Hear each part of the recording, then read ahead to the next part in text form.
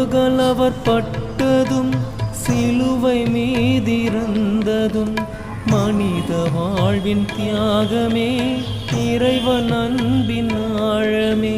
பாடுகள் அவர் பட்டதும் சிலுவை மீதிருந்ததும் மனித வாழ்வின் தியாகமே இறைவன் அன்பின் ஆழமே. தியாகமே